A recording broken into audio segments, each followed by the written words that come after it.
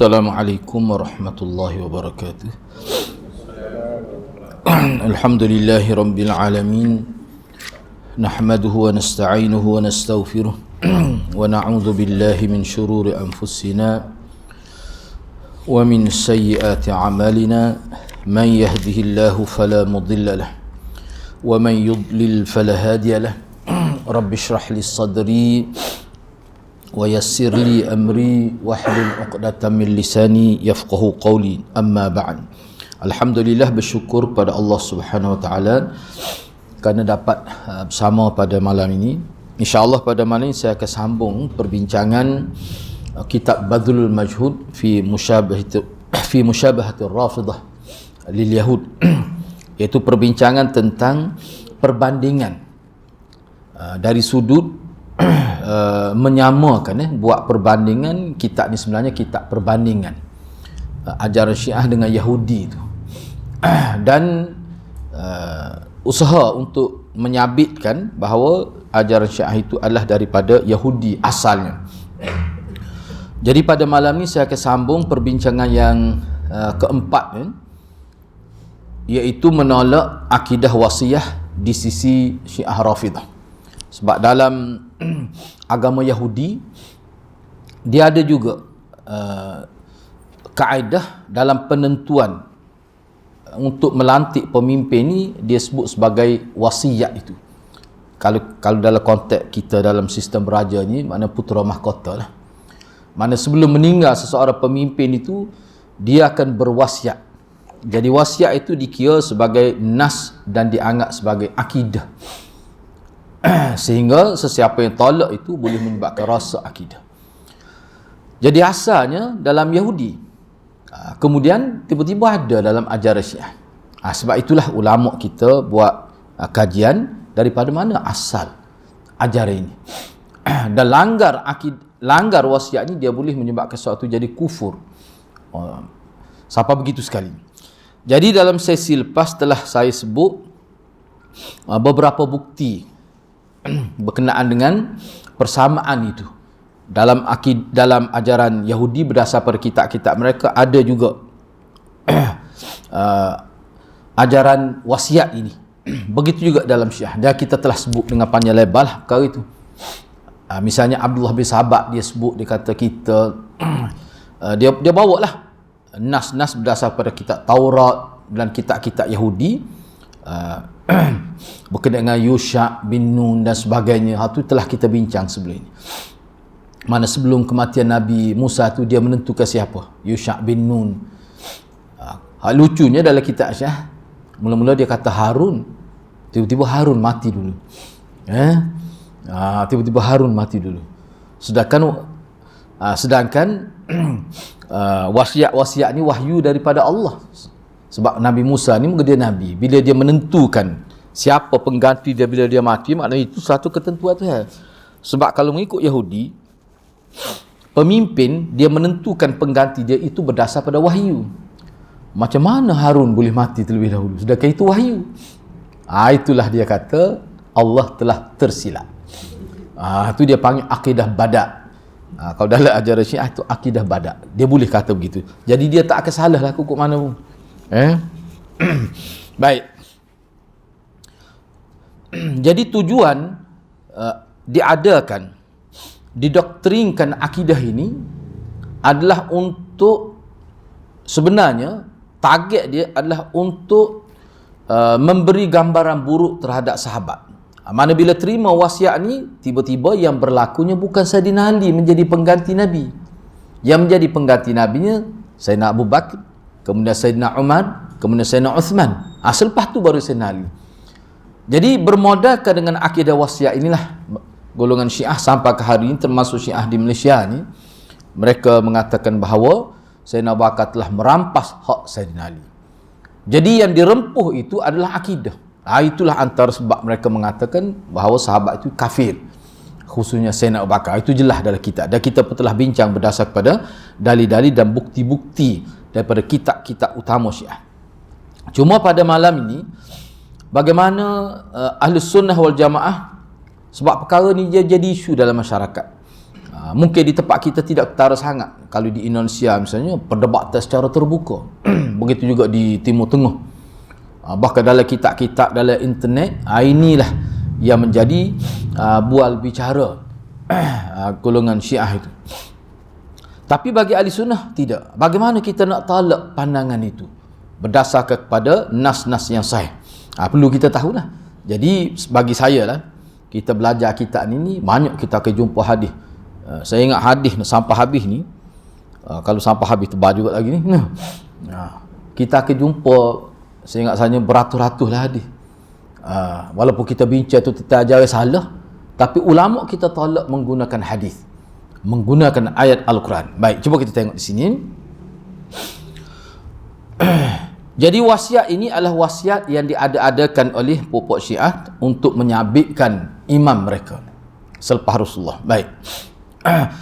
Di sini akan dikemukakan dalil-dalil yang menunjukkan bahawa sebenarnya tidak ada pun wasiat Nabi yang Nabi berwasiat apabila dia meninggal dunia, maka Sayyidina Ali lah yang akan menjawab jawatan pengganti dia, yakni Khalifatul Rasulillah.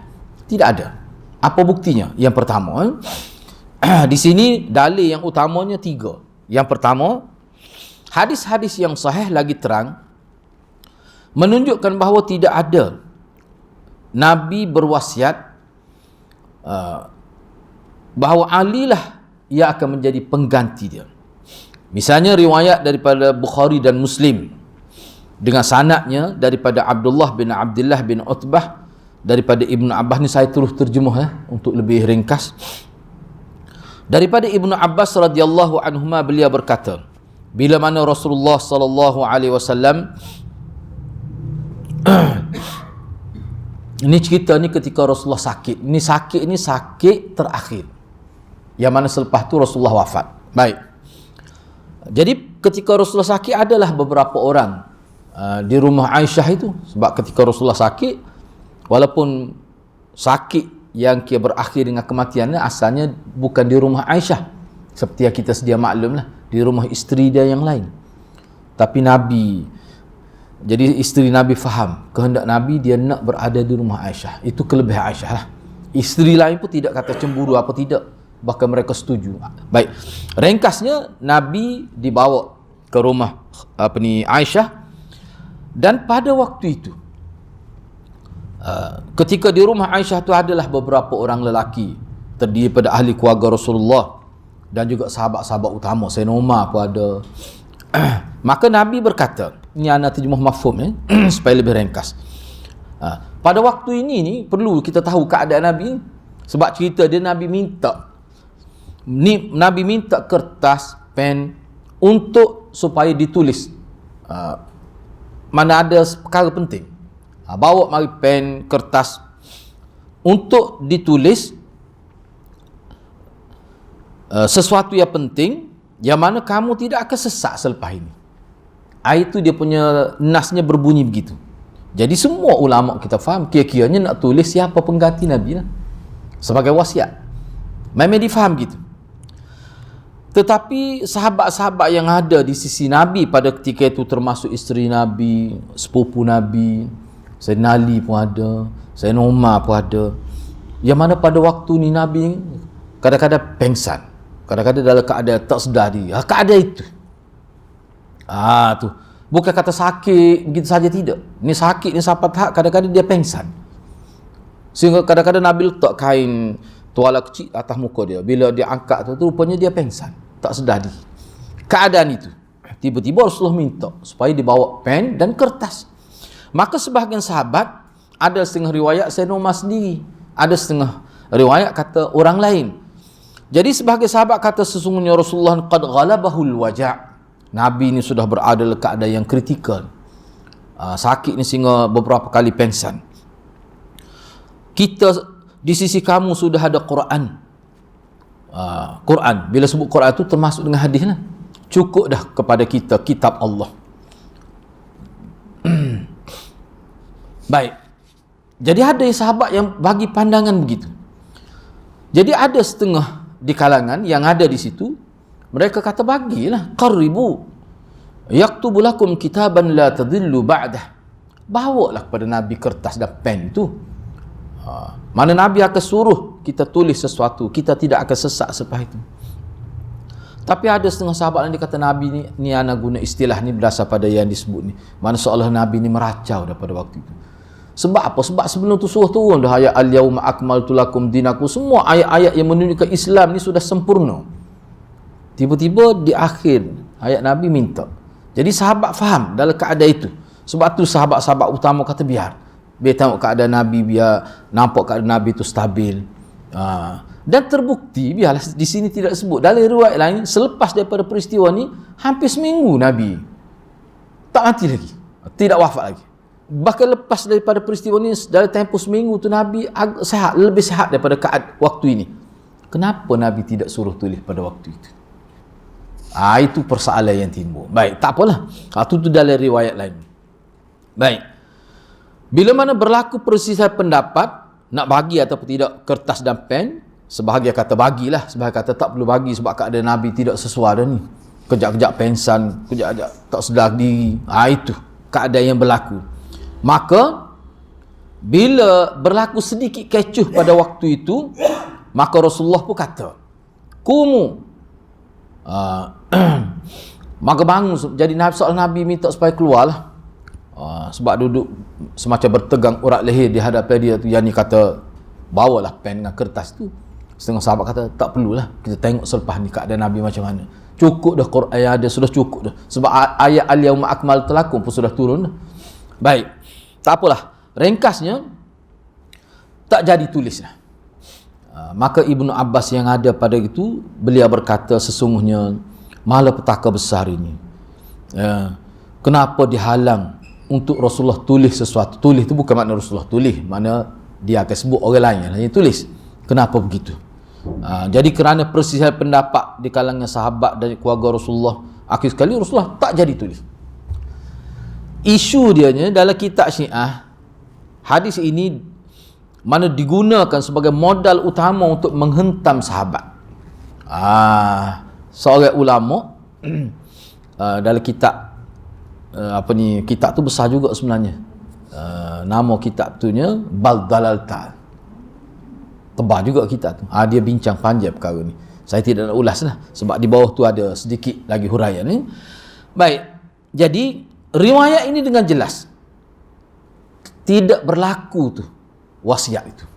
Kertas pun tidak dibawa, pen pun tidak dibawa. Jadi riwayat ini jelas menunjukkan bahawa Nabi sallallahu alaihi wasallam mati dalam keadaan tidak berwasiat apa-apa dan kepada sesiapa pun tidak ada. Kalau tidak, tentu Ibnu Abbas tidak akan kata begitu. Mana kenyataan Ibnu Abbas di akhir riwayat ini, mana jelas dengan sebab Nabi tidak tulislah, maka berlakulah pertelingkahan di kalangan sahabat selepas daripada itu. Baik, Ibnu Abbas ni kalau kita nak sebut dari segi syarah ulama lah, Ibnu Abbas kata begitu tu, dia bukan tahu perkara yang akan berlaku tu. Jadi dia pun sangka kerana kalau Nabi tulis, jelas lah, tak perlulah berlaku perebutan di Saqifah Bani Sa'idah itu. Ya, Saqifah Bani Sa'idah kita akan sebut selepas ni. Tak apalah. Baik. Riwayat yang kedua. Jadi di sini hanya nak menyabitkan berdasar pada riwayat ini, maka tak berlaku tu wasiat itu. Baik. Ni semua ni riwayat-riwayat yang berlaku ketika Nabi di akhir hayat Nabi. Riwayat yang kedua juga dalam riwayat Sahihain, dalam Sahih Bukhari dan Muslim.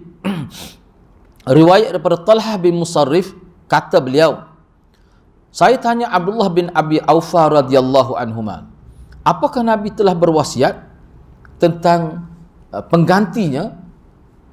Maka Abdullah bin Aufa mengatakan tidak.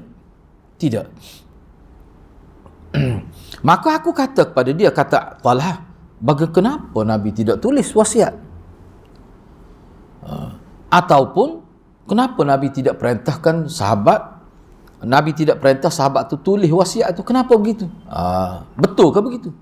Dia kena ingat kisah ni sebenarnya ana cek dia punya latar belakang dia. Rupanya dia sudah berlaku dah. Orang panggil jadi isu dah dalam masyarakat sebelum Nabi wafat dan selepas Nabi wafat. Masing bertanya, tak ada maklumat daripada Nabi. Takkan dia tak tentukan siapa yang akan mengganti dia? Itu pertanyaan Talhah bin Musarrih kepada Abdullah. Apa jawab Abdullah bin Aufa? Dia kata, ausa bi kitabillah. Nabi telah berwasiat supaya berpegang teguh pada kitab Allah. Itulah hadis-hadis wasiat. Hak tu sebenarnya wasiat dari ahli sunnahnya. Inni taraktu fikum amrain in tamassaktum bihima falan tadillu ba'di abada. Kitab Allah wa sunnata rasul. Dah hadis-hadis hak seumpama itu. Sebab dalam setengah riwayat Nabi sebut wa sunnat Khulafaur Rasyidin Al-Mahdi, addu 'alaiha bin nawajid. Banyak riwayat. Hak itu wasiat, setakat tu je wasiat yang ada.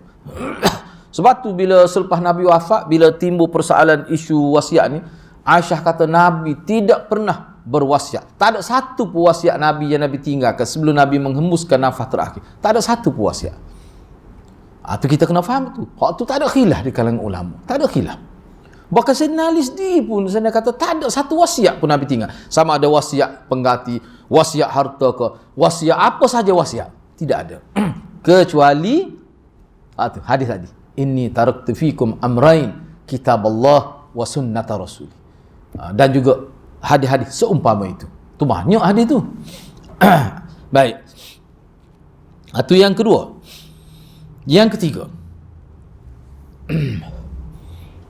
Imam Muslim telah meriwayatkan satu hadis dengan sanad dia lah daripada Aisyah radhiyallahu anha. Ini yang diriwayatkan oleh Aisyah. Bagi Aisyah ini wasiat Nabi. Apa dia? Aisyah sebut, ma taraka Rasulullah sallallahu alaihi wasallam dirhaman wala dinara wala syatan wala ba'ira wala awsa bi syai'. Riwayat ini terdapat dalam Sahih Muslim. Rasulullah ni kata Aisyah radhiyallahu anha, Rasulullah sallallahu alaihi wasallam tidak meninggalkan dirham, dinar dan kambing, unta, dan tidak meninggalkan apa-apa wasiat. Maksudnya apa? Padahal Nabi ada harta. Maknanya harta, tapi dalam bentuk dinar apa. Kalau ada pun semua tu dia menjadi milik orang Islam. Sebab nahnu ma'asyirul anbiya, nahnu ma'asyir la nuras. Kami para nabi ni la nuras ma taraknahu sadaqah. Kan Nabi sebut apa yang kami itu semua jadi sedekah. Sedekah ni maksudnya milik orang Islam, diurus oleh kerajaan. Misalnya tanah di Khaybar dan beberapa keping tanah di Fadak misalnya, semua itu diurus oleh kerajaan. Kalau kita baca sejarah tanah itu, dia berpindah-pindah. Selepas Sayyidina Abu Bakar meninggal dunia, bila Sayyidina Umar pula atas nama kerajaan, dah pernah Sayyidina Ali minta nak urus tanah tu. Kerajaan tak bagi. Sebab apa? Sayyidina Ali ni keluarga Rasulullah. Akhir sekali Sayyidina Ali kata dia tidak nak pun tanah tu, cuma dia nak ambil pahala mengurus saja. Boleh. Tapi kamu kena jaga sebab kamu ni keluarga Rasulullah. Kamu tidak boleh ambil manfaat dengan tanah itu. Sayyidina Ali pun tahu. Jelas itu. Bahkan ini dalam Taurat pada sebut sebenarnya, mengikut ulama kita, bahawa Nabi dia tidak mempusakai harta, dia pusakai ilmu. Dalam kitab Taurat pun ada. Dalam kitab ni lah maksudnya ada disebut juga. Baik, tak apalah. Imam Bukhari dan Muslim telah meriwayatkan satu hadis daripada Aswad bin Yazid, bahawa Aswad berkata, orang ramai ataupun para sahabat telah menyebut kepada Aisyah bahawa Sayyidina Ali radhiyallahu anhu adalah pengganti Rasulullah. Ada orang sebut gitu. Maka kata Aisyah, dia kata bila Nabi berwasiat, nyana terjemah teruslah, mata ausa ilai. Bila, cuba sebut, bila Nabi, mana bukti dia? Mana SD dia tu dah? Tanya tu, mana? Tak ada pun. Maka Aisyah pun sebutlah. Jadi setengah-setengah ulama mengalirkan air mata lah. Aisyah kata, waqad kuntu musnidatahu ila sadri. Rasulullah ni daripada dia sakit sehingga dia meninggal dunia, dan pada hari dia meninggal dunia itu dia meninggal di atas paha aku. Dalam keadaan dia menyandarkan kepala dia di ni bahagian perut aku. Sebelum ni saat akhir sebelum Nabi meninggal, Nabi minta supaya dibawakan bekas tu sama ada untuk dia kencing ataupun untuk dia buang air ludahan itu. Itu dalam syarah disebut. Baik, tak apalah. Lalu pada waktu itu Nabi sudah betul-betul tidak ada tenaga. Akhir sekali dia sandar terus tubuh dia kepada dada Aisyah termasuk paha lah. Pada waktu tu Nabi betul-betul sudah lemah, tidak ada tenaga pun. Yalah, kalau ada tenaga ni rasa tu lebih ringan. Jadi bila sudah tidak ada apa-apa, tidak ada sedikit pun kuasa, kekuatan tubuh kerana lemah sangat, jadi terasa berat lah. Pada waktu itu aku dapati Rasulullah telah meninggal. Ini hadis ni ringkas. Pada sya'artu annahu qad mata. Bila aku terasa ini berat luar biasa ni, Nabi bersandar pada tubuh aku. Sebelum ni tidak begitu. Rupa-rupanya Nabi meninggal. Betul dalam riwayat ni ada sebut Nabi angkat tangan ila rafiqil a'la, atau ada sebut mana selepas tu bila tangan jatuh tu Aisyah kata dia terasa berat. Selepas tu Rasulullah wafat. Famata ausaya. Bila Nabi berwasiat pada Sayyidina Ali, cuba sebut. Sebab aku sentiasa ada dalam bilik itu. Ni kubur Nabi itu, itulah bilik Aisyah. Itulah tempat Nabi meninggal, dan itulah tempat Nabi di mandi dan dikafan. Baik. Daripada riwayat Aisyah ni jelas menunjukkan bahawa Nabi SAW tidak meninggalkan apa-apa wasiat kepada Sayyidina Ali, dan ini merupakan, mengikut ulama kita Ahlussunnah wal Jamaah, ini sebesar-besar dalil yang menunjukkan tidak ada wasiat, kerana sesungguhnya Nabi SAW mati di atas paha Aisyah radhiyallahu anha. Kalaulah di sana ada wasiat, pasti Aisyah lebih tahu. Siapa lebih tahu? Sebabnya kalau kita tengok dalam riwayat lain, Sayyidina Ali ni dia ziarah Nabi sekali-sekala, bukan kata setiap hari, sebab isteri Nabi. Ialah yang lain pun ada juga, tapi Aisyah ini yang paling utama. Sebab tu ulama kata ini sejelas-jelas dalil bahawa Nabi tidak berwasiat hatta pada Sayyidina Bakar pun tidak. Baik. Selain daripada itu, ini sebagai dalil tambahan, Sayyidina Ali sendiri pernah menjelaskan, dia sendiri pernah sebut, Sayyidina Ali pernah sebut, wa ziyadatun ala ma marra, ini maklumat tambahan daripada maklumat-maklumat lepas, fa inna Ali bin Abi Talib sarraha bi nafsihi. Sayyidina Ali bin Abi Talib dia sendiri telah membuat penjelasan secara jelas bahawa Rasulullah SAW tidak mengkhususkan kepada dia apa-apa pun. Saya kata aku ni betul lah sepupu dia. Di kalangan keluarga Rasulullah, akulah yang mula-mula masuk Islam. Sayyidina Ali nombor keahlian dia 003. 0003. Apa anak kata gitu? Sebab mula-mula masuk Islamnya Khadijah. Lepas tu Sayyidina Abu Bakar. Di kalangan keluarga Nabi, Sayyidina Ali. Maknanya dia tu nombor 3. Sayyidina kata tak ada sesuatu yang Nabi khusus untuk aku. Kalau apa yang diberi pada aku, orang lain pun dapat juga. Sayyidina Ali kata sendiri gitu. Dia sendiri sebut gitu. Imam Muslim telah meriwayatkan daripada Abi Tufail daripada Sayyidina Ali radhiyallahu an bahawa beliau berkata, ma khassana Rasulullah sallallahu alaihi wasallam bi syai'in lam ya'ummu bihi an-nas kafah illa ma kana fi qirabi sayfi hadha. Ini penting ni hadis ni. Qala fa akhraja sahifatan maktub fiha la'ana Allah man dhabaha li ghairi Allah ila akhir al-ahad. Sampai seterusnya lah, sebab kita ambil sedikit ni sesuai untuk hadis ni saja, maklumat ni saja. Baik. Dalam riwayat dalam Sahih Muslim disebutkan bahawa Sayyidina Ali pernah berkata, dia kata Rasulullah ni tidak mengkhusus kepada kami ni makna ahlul bait lah. Makna Nabi ni tidak sebut sesuatu yang khusus untuk kami saja, tidak ada. Mana aku sendiri pun tidak ada sesuatu yang istimewa yang tidak diberi pada orang lain. Mana kalau diberi pada aku, orang lain pun dapat juga. Kecualilah apa yang ada dalam sarung pedang aku ini. Hak ni memang Rasulullah sebut pada dia. Dia pun keluar satu dalam riwayat lain lebih detail, dia pun sebut dia keluar daripada sarung pedang dia tu ada satu helai kertas tertulis di situ, Allah laknat orang yang sembelih binatang bukan kerana Allah. Kemudian adalah beberapa perkataan. Itu saja yang khusus untuk dia. Jadi makna Sayyidina Ali yang meriwayatkan hadis itu saja. Maknanya hadis ni langsung tidak ada menunjukkan bahawa Rasulullah pernah berwasiat khusus pada Sayyidina Ali. Tidak ada. Baik.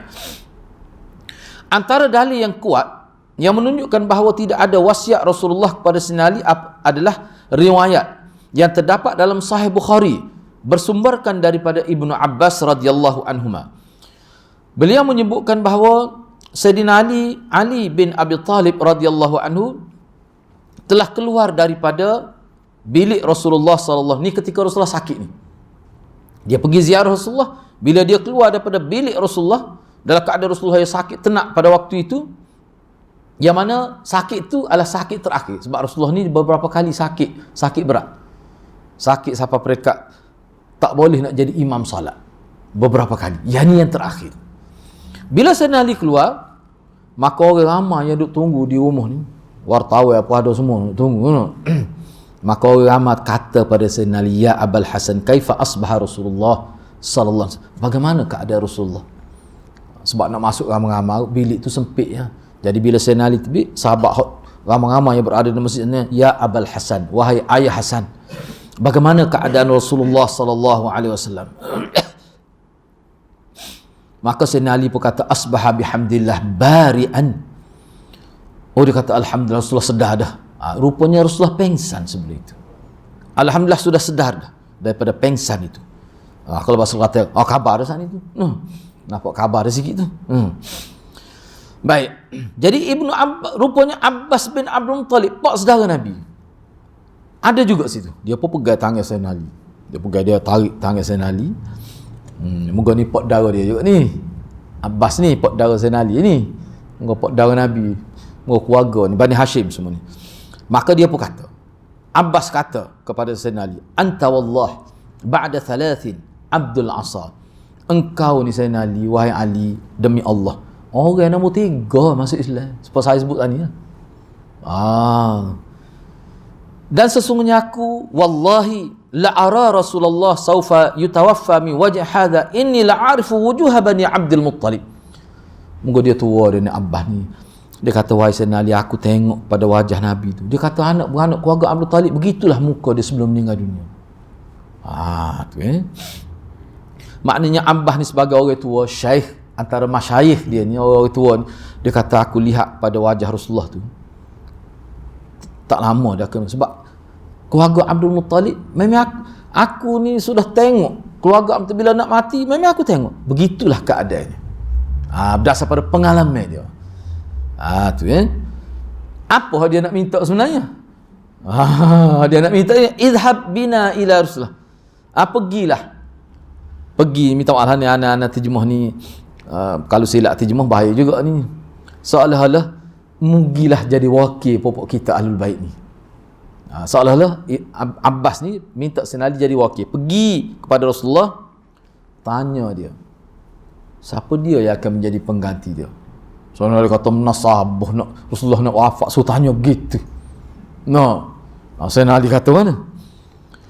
Tak apalah, kata Abbas lagi, tak apalah, kita bukan nak jawab teh. Kalau dia kata jawab teh boleh pada puak kita Ahlul Bait Bani Hashim lah. Tak apalah, kita terima. Kalau dia bagi, katakanlah dia kata orang lain, bukan puak kita yang akan jadi pengganti, kita terima juga. Jadi mana Abbas ni dia bukan nak jawab teh, cuma nak tahu ya. Kalau bukan puak kita yang dapat menjawab-jawab pun tak apa juga. Sebab lah ni jangan main, dia balas lah ni. Kalau tak boleh dia kat hilang kepercayaan. Tapi Abbas tidak begitu. Cuma nak tahu kan. Apa jawab Sayyidina Ali? Cerdik Sayyidina Ali ni. Walaupun antara sahabat muda dia ni. Dia kata mana? Dia kata ni kalau terjemah ke Kelantan dan tak ada pasal kita pergi minta, dia kata. Tiba-tiba minta, kalau dia tak wui kita, orang tahu kita minta, lepas tu Nabi tak wui, lepas ni orang tak wui dah kita jawab tu. Jenis minta jawab, sebab Nabi sebut dah dalam hadis, siapa dia minta jawab aku tak wui. Mana Nabi benci pada orang minta jawatan, duk lobby upah bloggers untuk naik nama dia tak, misalnya untuk wui jawatan. Nabi benci sungguh. Tu saya nak kata, kalau kita pergi minta, tanya tu makna minta lah. Allah, orang faham lah bahasa dia, siapa dia wahai Rasulullah lepas ni berganti, minta lah tu lagu tu gitu tu. Orang cerdik dia tak minta, ejah popok kita lah. Orang cerdik dia tak minta gitu, dia tanya siapa dia pengganti. Yalah tu. Dia kata, patut kalau Rasulullah tak beri pada kita, beri pada orang lain, selepas ni orang tak beri dia jawatan itu kepada kita, lebih baik jangan minta. Kalau Rasulullah beri tak apa, tak beri tak apa. Nabi takut silap pasal Bani Hashim dia bukan nak jawatan. Mereka ni adalah anak-anak murid Nabi yang sudah terdidik dengan ulumul wahyi. Dia tidak cuma tanya ni nak tahu. Betul sungguh Abbas sebut dengan sebab tak tahu tu berlaku kan. Hampir-hampir nak berlaku peperangan di Saqifah Bani Sa'idah. Baik, tak apalah, cuba kita tengok. Dalam kitab ni dia kemukakan, selepas dikemukakan beberapa riwayat ni, khususnya riwayat terakhir tadi, cerita Sayyidina Ali keluar daripada bilik Nabi ketika Nabi sakit, kemudian Abbas minta dia pergi tanya Nabi siapa pengganti. Hadis ni terdapat dalam Muslim ni, kata Dr. Ali bin Muhammad Nasir Al-Faqihi dalam kitab dia kata, dia kata nas ni sudah cukup. Hadis ni sebenarnya cukup dah kalau kita nak tolak pembohongan Syiah Rafidah, yang mana mereka cuba menyabitkan dengan reka begitu banyak hadis untuk menyabitkan bahawa Rasulullah telah berwasiat supaya Sayyidina Ali bin Abi Talib lah menjadi pengganti dia selepas dia mati. Hadis ni sahaja cukup dah, kata Dr. Ali bin Muhammad Nasir Al-Faqihi. Baik, tak apalah, daripada beberapa riwayat yang saya sebut tadi, kita nak analisa sedikit ni secara ringkas saja. Anda cuba sebut kitab ni tebal ni, anda pun habis tanda ni, hak ni tak payah sebut. Sebab kadang-kadang dalam huraian tu anda ada banyak ni, kadang tinggal tu 3 muka surat tengok. Kalau nak baca semua lepeh popok kita dak nak baca semua. Boleh faham dak tu bahasa Kelantan tak? Kalau nak baca semua berat mesti 1000 muka surat ni. Mana anda tak apalah, anda ringkaskan. Yang pertama sekali daripada beberapa nas yang kita baca tu, ini analisa yang dibuat oleh ulama. Pertama sekali daripada hadis ni saja, hadis terakhir tadi, Sayyidina Ali tak mahu tanya Nabi tentang siapa pengganti dia. Sayyidina Ali tak mahu tanya. Tiba-tiba kata Sayyidina Ali terima wasiat. Tak logik. Itu yang pertama. Tu ringkasan, sebut ringkas. Yang kedua, perkara ini berlaku ni rupanya perkara hadis ni berlaku hari kematian Nabi. Hadis tadi Abbas suruh Sayyidina Ali pergi tanya, hari tu Nabi wafat. Maknanya hadis latest lah ni, hadis terkini. Baik, yang ketiga, kalaulah ni ni Syiah marah benar ni masa anda berdebat dengan dia dalam internet dulu. Dia FB dia kata anak Ibnu Zina, anak Zina. Benda-benda gini kita sebut. Kata Sayyidina Ali tak pernah tunjuk. Sayyidina Ali tak pernah tunjuk pun. Sebab kalau wasiat sebesar ini tak mungkin seorang yang tahu. Tak mungkin. Wasiat apa seorang yang tahu. Baik. Kalaulah betul ada nas ini, takkanlah Ibnu Abbas pak saudara dia. Sebab penting ni kalau kita tahu, sebab tu kena tahu sejarah lah. Bapa Abbas ni penting. Kenapa Abbas ni penting? Sebab Abbas ni bapa saudara Nabi. Kira-kira Nabi wafat dia ada lagi. Orang lain mati semua. Dan Abbas ni dia mempertahankan Nabi lebih pada Abu Talib. Sebab tu ana bukan nak merendahkan Abu Talib. Orang kita ni silap sebab sejarah telah dirasakkan. Orang Melayu kita boleh kata dia nampak bila pak saudara Nabi Abu Talib. Sehingga kematian Abu Talib dianggap sebagai amul huzni, tahun kesedihan. Ingat tak? Kita sebut sebelum. Padahalnya pak saudara Nabi hak lain. Misalnya Abbas, ketika Nabi nak berhijrah daripada Mekah ke Madinah, rombongan Aus dan Khazraj datang jumpa Nabi. Abbas tak tinggal Nabi, dia pergi sekali. Dan dia yang padahal dia tidak Islam lagi waktu tu, dia kata, kamu nak bawa anak saudara aku pergi ke Madinah ni, apa jaminan kamu? Sejauh mana aku nak dengar daripada mulut pokok kamu? Ni ketika Aqabah yang kedua, 72 orang pergi. Aus dan pokok masa tu tidak disebut Ansar lagi lah. 72 orang. Nabi aku nak dengar daripada mulut kamu sini, apa jaminan kamu nak jaga keselamatan anak saudara aku untuk kamu bawa dia pergi? Sebab perjanjian ni Nabi pergi ni, perjanjian ni nak lantik Nabi jadi ketua kerajaan Madinah ni. Jadi maknanya Abbas ni sebelum dia masuk Islam pun begitu sekali dia sayang. Akhirnya selepas tu dia masuk Islam. Ketika dia tanya puak Aus dan Khazraj tu, dia tak masuk Islam lagi. Dan dia ni menjadi tempat rujuk Nabi, tempat Nabi berbincang. Dan dia ni masyaikh, mana di kalangan orang tua, di kalangan Bani Hashim. Payah ke hari Nabi wafat, dia ada lagi. Itu penting dia ni. Dia ni orang penting. Tiba-tiba Abbas minta Sayyidina Ali pergi tanya siapa dia yang akan jadi pengganti Nabi. Maknanya tak ada lah wasiat tu. Takkanlah Abbas tak tahu. Nak sabar. Lepas tu peliknya Sayyidina Ali dia pun tak tahu. Tu lagi pelik. Memang pelik lah Syiah ni. Memang pelik.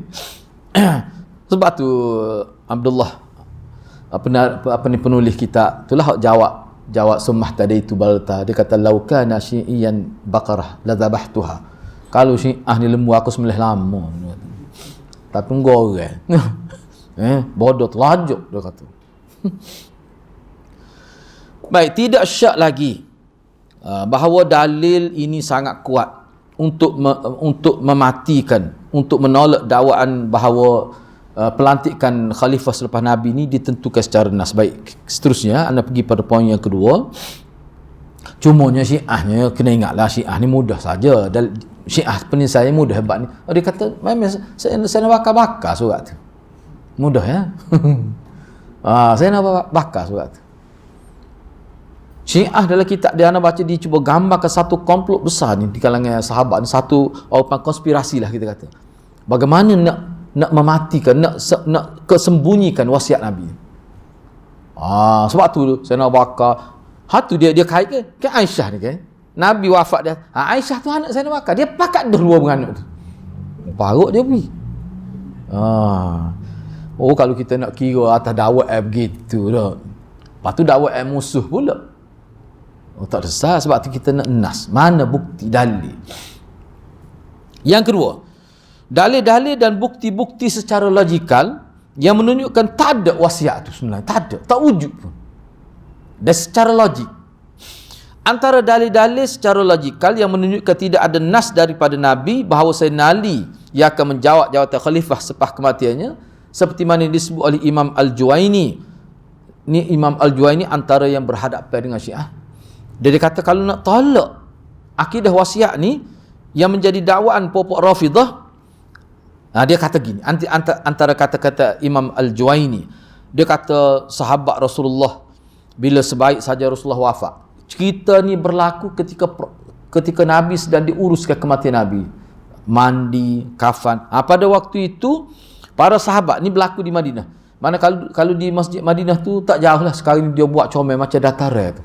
Anda tengok dalam internet tu, mana kalau kita duduk pagar masjid sudah nampak dah dia punya kawasan berpagar, itu rumah Abu Ayyub.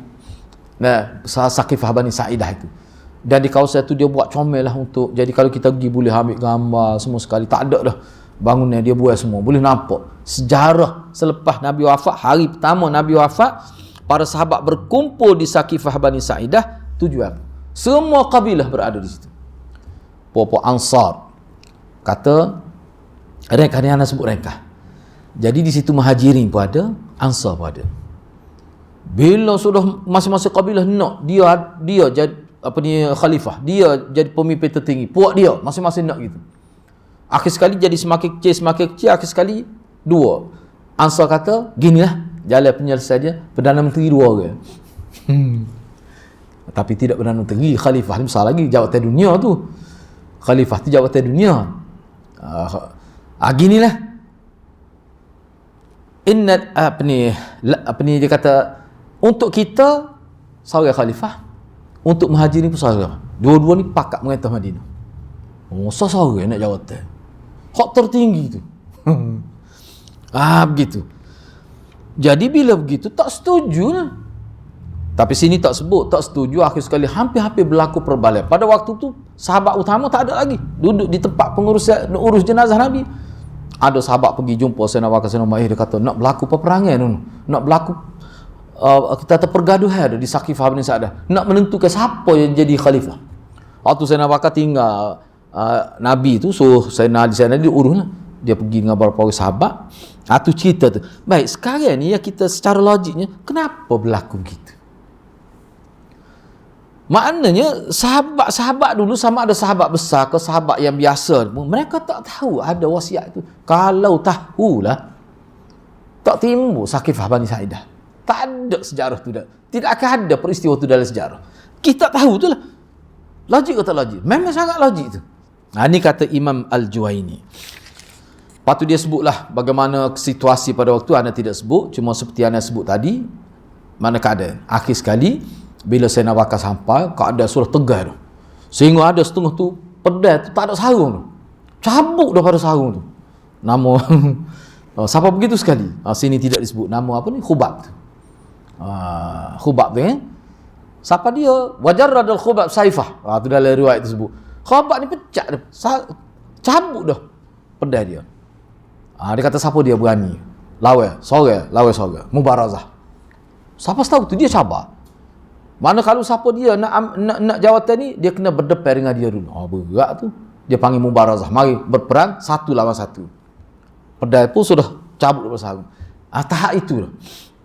Bila Sayyidina Bakar sapa, Sayyidina Bakar dengar masing-masing orang ni kata gini, Sayyidina Bakar senyap. Akhir sekali Sayyidina Bakar minta nak bercakap. Sayyidina Bakar sebutlah Ansar ada kelebihan, Muhajirin ada kelebihan, kabilah ni semua ada kelebihan. Semuanya terlibat dalam peperangan, terlibat dalam membantu Nabi sallallahu alaihi wasallam. Tapi kamu kena ingat, sebelum Nabi wafat, dia ada sebut al-a'immatu min Quraisy. Pemimpin mesti daripada Quraisy. Kalau Quraisy kan Muhajirin. Nabi kata, rupanya sahabat tahu hadis, dia tak ingat masa tu. Dia masa balas ni tak ingat lah. Semua begitu ya. Masa berebut dia tak ingat tu. Masa Nabi wafat tu tak ingat ayat Quran tu. Wa ma Muhammadun illa rasul. Siapa Sayyidina Umar sedih pegang pedang, siapa dia kata Nabi Muhammad mati, aku akan pancung dia. Senyap. Kau senyap tak berani nak kata. Bila Sayyidina Bakar baca wa ma Muhammadun illa rasulun qad khalat min qablihi rusul, seterusnya afa immata au qutilan qalabtum ala aqab fayanqalibu ala akhibai, dan seterusnya.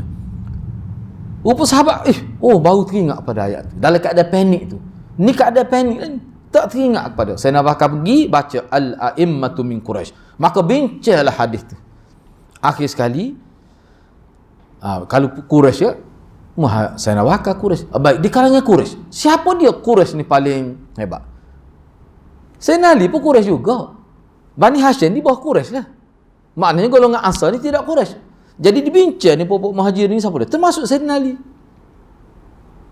Daripada situlah semua kata tak ada. Sayyidina Bakar sepakat tu, jadi sepakat tu. Sebab banyak kalau nak bawa kepada kabilah-kabilah lain tinggal Quraisy, jadi balah. Ni kalau istilah, kalau ni bagus ni istilah ni ana baca Ibn Khaldun kan, dia kata inilah dia panggil asabiyah ghalibiyah. Mana apa yang Nabi sebut tu pada waktu ketuanan, maknanya kalau lantik kabilah lain, dia akan kabilah lain tak akan puas hati. Hak dominan ni siapa? Dominan, dominan. Maknanya asabiyah tetapi ghalibiyah. Kalau dalam konteks Malaysia ni orang Melayu lah, cuba latih Perdana Menteri bangsa lain. Kau cawak iya lah dia kata. Balah gagal. Cuba beri. Ya kita sebut tak apa, sebut menguap politik pak kita. Cuba beri ke DAP jadi Perdana Menteri kita. Tak akan payah itu. Pakai topi belakang. Tak akan aman. Tapi kalau beri pada orang Melayu, adalah orang cuba pertikar, tapi suara dia akan hilang dengan begitu. Sebab apa? Sebab sekarang ini Melayu masih lagi ghalibiyah, dominan. Tapi dia boleh hilang tu. Berhati-hati. Sebab Ibn Khaldun kata, sekarang ni Quraisy sudah hilang di muka dunia. Tak ada. Tak ada. Mana suatu ketika dia dominan, mana kalau lantik dia, semua bangsa boleh bersatu. Tapi kalau lantik bangsa lain, orang tidak akan puas hati. Dalam situasi itu, dari segi bacaan politik Nabi-nya, kalau lantik Quraisy, tidak akan berlaku perpercayaan. Dan benar apa yang disebut oleh Nabi. Bila sebut Quraisy, semua orang tahu. Quraisy inilah yang menjadi Nabi dia pun Quraisy. Bahasa Quran pun Nabi suruh tulis dengan lughah Quraisy. Keadaan Quraisy pada waktu kita dulu, Raja Melayu. Boleh PDRM. Kata api tanah Melayu. Lalu tinggal kepala. Tak apalah, ekor tu tahu mana. Banyak lagi orang panggil nama Melayu tu. Ni memang anda tengok jelas kalau di Malaysia apa yang disebut oleh Ibn Khaldun. Cuba bayar kalau pergi kepada India ke misalnya, walaupun dia tu warga negara Malaysia juga, tak aman. Orang tak boleh terima. Hak mula-mula sekali tak punya raja. Memang tak boleh salah orang pelemagai tu. Tapi ayatnya betul Nabi sebut. Bila Sayyidina Bakar baca, cuba bayar ke. Dan di belum bila kita baca ni, bila kita baca tengok huraian ulama, Sayyidina Bakar al-a'immatu min Quraisy, 3 patah perkataan saja boleh selesai masalah. Kita akan bincang tu bagaimana orang panggil peribadi sahabat. Bila 3 patah al-a'immatu min Quraisy, semua sahabat jadi diam. Semua sahabat diam. Ansar, mana-mana kabilah senyap. Akhir sekali baik. Kita lantik puak Quraisy. Siapa dia Quraisy? Sayyidina Bakar, Sayyidina Umar, Sayyidina Ali, semua Quraisy. Jadi kalangan puak-puak ni, as-sabiqun al-awwalun ni, Siapa yang paling dominan? Sayyidina Ali kata, Sayyidina Ali senyap. Sayyidina Ali tahu dah. Dia tahu, Sayyidina Ali dia tahu Sayyidina Bakar siapa, Sayyidina Umar siapa, dia tahu. Sayyidina Osman siapa. Sebab tu dia tidak lobby untuk dia, jawab dia tahu. Akhir sekali sebulat suara, ini orang panggil bai'ah pertama. Bai'ah amah besok, hari kedua, buat di Masjid Madinah. Bacanya satu hadis tu. Baik, tu cerita dia. Baik. Isu yang paling utama kata Al-Juwaini, kalaulah sahabat Nabi Sayyidina Bakar ke, Sayyidina Umar ke, Sayyidina Ali tahu ada wasiat, tak timbul masalah. Tak timbul siapa perekat hubak, cabut pedai, mari lawan sore sama sore. Satu lawan satu tak apa. Tak akan timbul. Sebab pokok ni ahli syurga lah kan. Hal ni kita akan bincang juga kemudian selepas ni bagaimana ulama melihat dalam konteks hadis ni dari pandangan ulama dari sudut politik. Dia ada bincang selepas ni. Baik, anda nak pergi dulu. Kita sedia maklum, ni bagus ni poin dia ni, sebab tu sini anda buat catatan banyak juga ni. Sahabat radhiyallahu anhum ajmain, kalau kita tengok dalam Quran, dalam hadis, mereka inilah orang yang paling kuat berpegang teguh dengan nas, sama ada Quran ke ataupun hadis.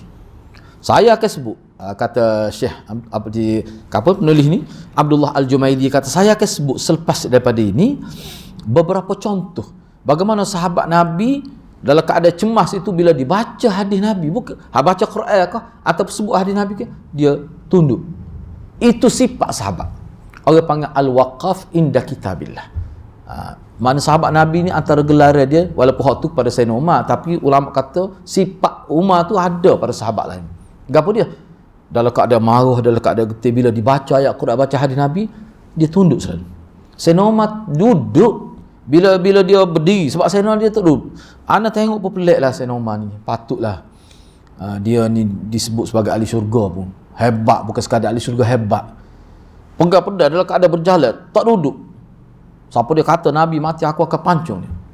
Tiba-tiba bila baca ayat wa ma Muhammadun, terduduk dia, senyap. Itu sifat sahabat. Tu saya akan sebut, kata penulis kita ni, beberapa contoh. Cuba bayangkan dengan 3 patah perkataan. Al-a'immatu min Quraisy. Sahabat pun senyap, semua senyap. Hak nak balah tadi, nak perang sampai perekat cabut pedang dah. Semua senyap. Akhir sekali bai'ah pada Sayyidina Bakar. Baik. Jadi kisah ini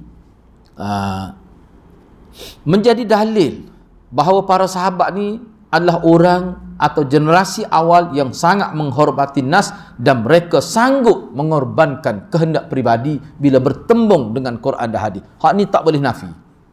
Baik. Di sini dia kemukakan beberapa contoh lain. Ana ambil sikit lagi. Ini sebagai contoh pertama ni. Mula-mula dia kata bila tersebar berita kematian Nabi sallallahu alaihi wasallam, sahabat jadi panik. Hala ni panik ni apa dia ada istilah ana pun tak ingat. Dia panik, peringkat berat ni panggil apa dia? Kalau trauma tak, kita tak trauma. Dia hala tu jadi macam, kalau binatang tu dia macam liar lah. Dinding pun dia boleh rempuh lagi. Tu keadaan tu. Begitulah keadaan sahabat bila dengar cerita ini. Tak tentu hala kita kata. Tu. Dan mereka berselisih. Betul ke Muhammad ni, Nabi kita ni mati? Setengah kata tak, dia tak mati. Pakai nafi begitu ya. Untuk menunjukkan tidak boleh terima berita. Tu duduk jauh-jauh ni lah. Baik. Jadi berlaku khilaf yang sangat hebatlah tentang kematian Nabi ni, khususnya yang berada di luar daripada Madinah tu. Sebahagian mereka berkata memang Nabi kita telah wafat. Sebahagian berkata tidak, dia tidak mati. Dan perkara ini, ikhtilaf ini berlaku secara kemuncaknya bila sampai maklumat kepada Sayyidina Umar. Dia kata wallahi ma mata Rasulullah walakinnahu dhahaba ila rabbih kama dhahaba Musa bin Imran. Wallahi la yaj'anna Rasulullah sallallahu alaihi wasallam kama raja'a Musa falyaqta'na aidi rijalin wa arjulihim za'amu anna Rasulullah sallallahu alaihi wasallam mata. Ini berat kata-kata dia. Demi Allah, Rasulullah tidak mati, tetapi dia telah pergi berjumpa Tuhannya sebagai Nabi Musa bin Imran pergi berjumpa Allah di Bukit Tursina. Sahabat begitu dia kata. Demi Allah, Rasulullah akan kembali. Sebagaimana Nabi Musa kembali pada masyarakat dia. Siapa kata Nabi mati, aku akan kerak tangan dia. Tidak kerak tekuk ni, kerak tangan dah kaki dia. Sesungguhnya Rasulullah tak mati. Siapa dia kata mati, akan kepotong tangan dan kaki dia. Jadi orang bola, tak ada tangan kaki. Berat tu. Baik, ketika itulah Tuhan tengok, ketika itulah datang Sayyidina Abu Bakar. Sebab Sayyidina Abu Bakar pada waktu dia berada di rumah isteri dia, di luar pada Madinah. Jauh juga lah. Jauh juga. Jauh tu macam mana jauh tu? Gambarnya jauh tu. Sebab ada berlaku satu kisah sebelum ni. Sebelum ni ketika Nabi sakit. Tapi sakit tu bukan sakit menyebabkan kematian Nabi. Jadi Nabi bila sakit, bukan sakit ni. Sakit sebelum itu. Ni nak ayatnya jauh ke rumah Sayyidina Abu Bakar. Bila Nabi tak boleh jadi imam solat, maka Nabi suruh sebut pada Aisyah supaya Sayyidina Abu Bakar jadi. Tiba-tiba Sayyidina Abu Bakar lambat, mari rumah dia jauh. Lambat tu tunggu lama lah. Sebab dia berjalan kaki. Akhir sekali Sayyidina Umar naik jadi imam atas permintaan sahabat. Sebab lama sangat tunggu Sayyidina Abu Bakar. Tu nak ayat jauh rumah dia tu. Bila Sayyidina Umar jadi imam, Nabi dengar suara Sayyidina Umar. Nabi kata, Allah dan Rasul tidak nak tu imam ni. Tuan dah sebetulnya mah muda. Sayyidina Umar kata, aku tak nak jadi tu imam lepas ni. Bukan dia nak marah pada Nabi, makna dia faham Nabi nak. Itulah kita akan bincang selepas ni. Selepas ni tu bila tak tahulah. Tu hadis tu penting. Siapa ulama kita cek, ulama kita teliti, dia kata Sayyidina Abu Bakar dia jadi imam 12 waktu sebelum Nabi wafat. 12 waktu. Ada ke tak Sayyidina Ali ada ke tak jadi imam ketika Nabi ada tak? Siapa dia yang jadi imam solat ketika Nabi ada? Dia pernah bila Sayyidina Abu Bakar jadi imam, Nabi rasa sihat sikit, dia bangun, dipapah oleh sahabat, dia pergi duduk di tepi Sayyidina Abu Bakar. Masa tu, tapi dia tak boleh berdiri, dia duduk. Sayyidina Abu Bakar pun undur ke belakang. Nabi suruh, Nabi isyarat tangan, fi makanik, diam di tempat engkau. Jadi maknanya jadi sah tu pelik lagi tu. Sah pertama, lepas tu Rasulullah duduk tepi Sayyidina Abu Bakar, Sayyidina Abu Bakar jadi imam. Mana ada berlaku pada sahabat gitu? Sayyidina Abu Bakar. Besar tu dalil tu. Isyaratan, secara isyarat, bukan nasan, isyaratan. Sebab itulah bagi anak lah, setakat anak duk baca ni, isyarat-isyarat tu kalau kita gabung ke mana isyarat, dia jadi jelas isyarat tu. Sebab tu sahabat Nabi, dia tidak bantah pelantik ke Sayyidina Abu Bakar. Walaupun isyarat tapi banyak. Dah solat sahaja 12 waktu. Sayyidina Ali tak ada satu waktu pun. Sayyidina Umar ada sekali tu pun dia kata tak si naik dah lepas ni. Baik. Ketika Sayyidina Abu Bakar tiba, ketika tu Sayyidina Umar dalam keadaan teruk lah. Ana baca dalam beberapa riwayat, dia jalan, tak berhenti jalan. Dalam keadaan penggabda. Siapa dia kata Muhammad, Nabi, Rasulullah meninggal, aku kepotong tangan dan kaki dia. Ketika Sayyidina Abu Bakar sapa, mula-mula sekali Sayyidina Abu Bakar masuk dalam bilik Rasulullah. Dia buka kain yang menutupi wajah Rasulullah. Dia kata innalillah lah. Dia pun keluar. Bila dia keluar itulah dia tengok Sayyidina Umar dalam keadaan pelik. Dia pun baca ayat ni. Ayat ni surah Al Imran ayat 144 ni. Wa ma Muhammadun illa rasul qad khalat min qablihi ar-rusul afa imma ta'aw qutilan qalabtum ala a'qabikum wa man yanqalib ala aqibaihi falan yadurra Allah syai'a wa sayajzillahu asy-syakirin. Saya nak bakal lengkap baca ayat ni. Apa maksudnya? Ni ana terjemah mafhum. Muhammad itu tidak lebih seorang rasul. Seperti mana dulu ada dah rasul-rasul sebelum dia, semua rasul itu pun meninggal dunia. Begitulah juga Muhammad pun telah meninggal. Seperti mana sunnah rasul-rasul dia meninggal dunia. Sama ada mati. Rasul ni ada yang meninggal dunia tu meninggal biasa, ada juga meninggal yang dibunuh pada juga. Apakah bila dia mati ataupun dia dibunuh, inqalabtum ala aqab, apakah kamu akan jadi murtad? Quran tanya begitu. Sesiapa yang murtad, maka sedikit pun tidak menjejaskan kekuasaan Allah. Dan Allah hanya akan balas, Allah hanya akan beri ganjaran kepada orang-orang yang bersyukur. Jadi makna orang yang tidak boleh terima Nabi wafat, orang yang tidak bersyukur. Sahabat faham, tak payah hurah tu. Bila mana, ana ambil sedikit lagi, bila mana Sayyidina Umar dengar ayat ini, yang mana pada waktu tu dia sampai kemarahan dia berada di kemuncak sehingga sanggup bunuh siapa yang kata Nabi. Itu keadaan dia. bila dia dengar ayat yang dibaca oleh Sayyidina Abu Bakar ini,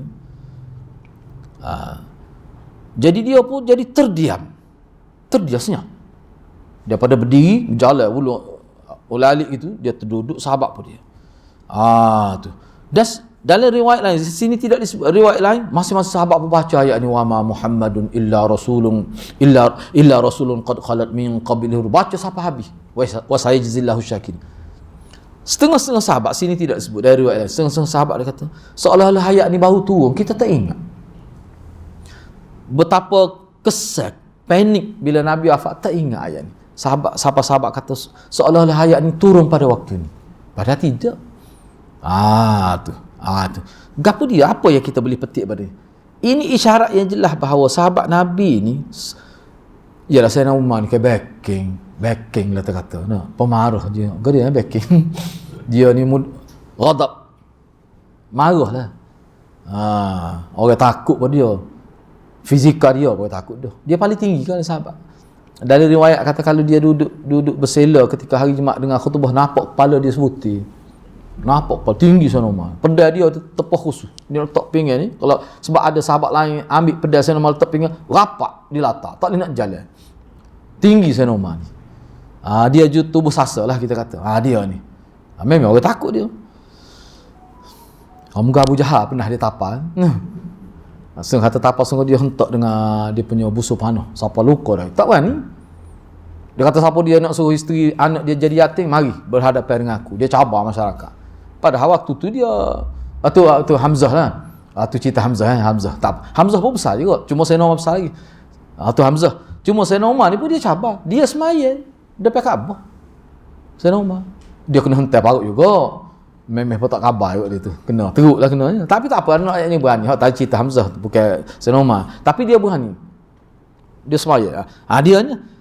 Ana sebut tu biar kita nampak dia keadaan karakter Sayyidina Umar tu, jenis watak manusia gitu. Bila sebut ayat Quran, sokah sahabat lain, Sayyidina Umar boleh diam. Gitu Ana ambil lagi lewat kita ni. Sikit lagi 5 minit lagi ana ambil. Baik, yang kedua, ni. Baik, ni cerita dia ketika sahabat berkumpul di Saqifah Bani Sa'idah ni, mana berlaku perbalahan yang hebat dari sudut pandangan suku-suku kabilah pada waktu itu dalam nak menentukan. Masing-masing kabilah menuntut hak untuk diberi jawatan khalifah tu. Sama ada Ansar, suku-suku kabilah, masing-masing minta lah. Siapa muhajir, kabilah paling besarnya Ansar dan Muhajirin itu. Ansar tu mana Aus dan Khazraj itu, dan Muhajirin. Mereka kata minna amirun wa minkum amir. Puak kita ada ketua, puak demo pada ketua juga. Pada waktu inilah wajarradul Hubab ibn al-Mudhir radhiyallahu anhu saifah. Siapa Hubab ni cabut pedang dia. Dia sebut, dia kata siapa dia berani bertempur dengan aku 1 lawan 1, mari. Siapa begitu keadaan di Saqifah Bani Sa'idah tu.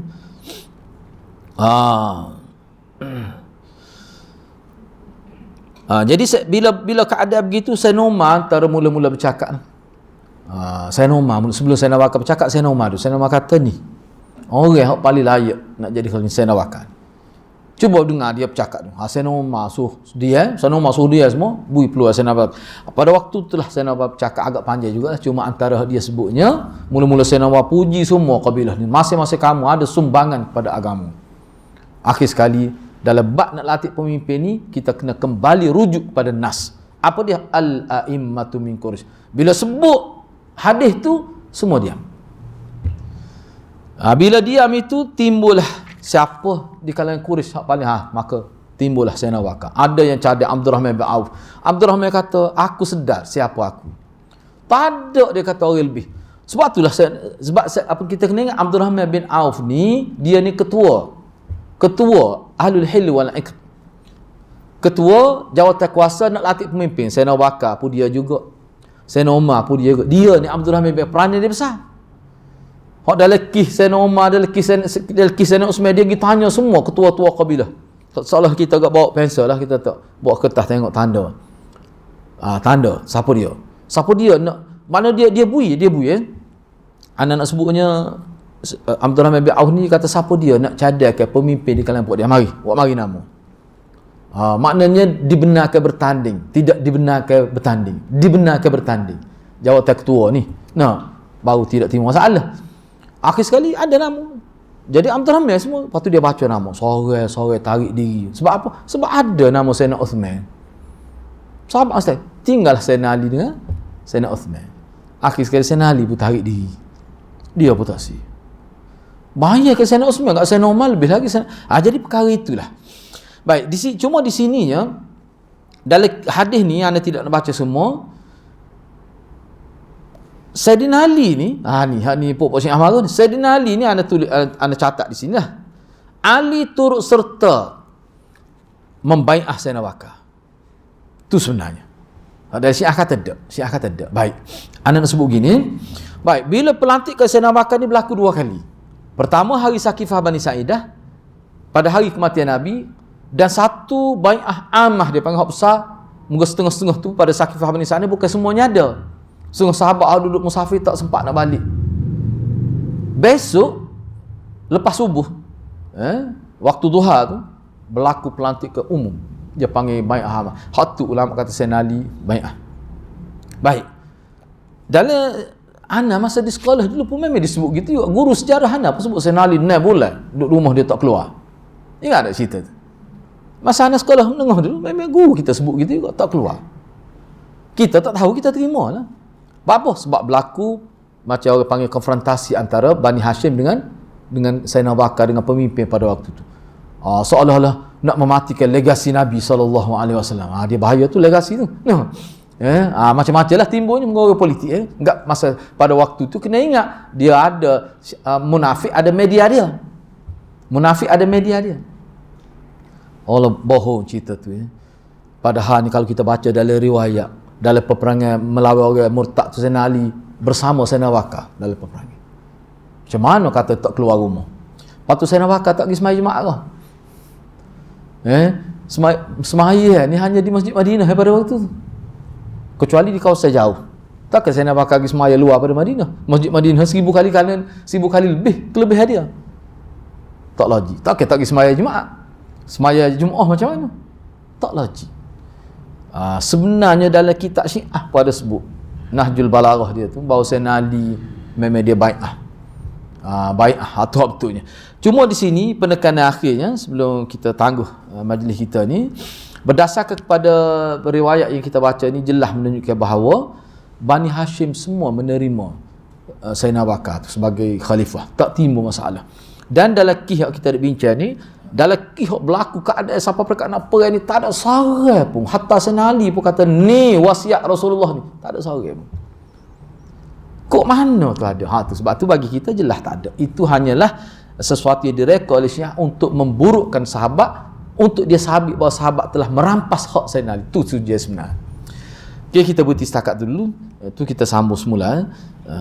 Ada apa-apa persoalan ke? Kalau nak tanya boleh. Hal yang berkaitan ni lah. Lewat kita ni. Okey. Kalau tidak ada apa-apa persoalan, kita tangguh setakat itulah dulu. Mudah-mudahan Allah berkati kita semua. Aqulu qawli hadza wa astaghfirullahal azim li wa lakum. Assalamualaikum warahmatullahi wabarakatuh.